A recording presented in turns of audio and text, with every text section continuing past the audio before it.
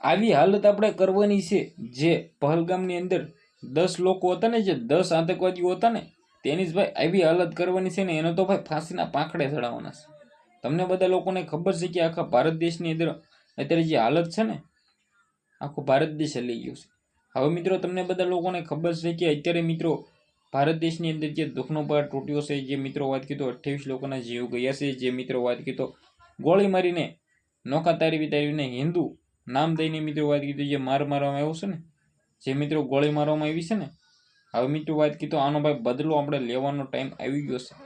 જે રીતે મિત્રો વાત કીધો તમને બધા લોકોને ખબર છે કે પાકિસ્તાનની ઓલાદો જે મિત્રો વાત કીધો આપણા ભારત દેશની અંદર કાશ્મીરની અંદર આવીને જે મિત્રો વાત કીધો કર્યું છે ને, તમને બધા લોકોને ખબર પડી જ ગઈ છે કે પીએમ મોદી સાહેબ હવે ખુલ્લેઆમ બદલો લેવા માટે તૈયાર થઈ ગયા છે અને ભાઈ લેવો પણ જરૂરી છે। આપણો પાવર પણ બતાવવો જરૂરી છે। કારણ કે મિત્રો હવે ભાઈ આ દર વખતે ભાઈ હુમલાઓ કરે છે, એકવાર નથી કરતા, દર વખતે કરે છે।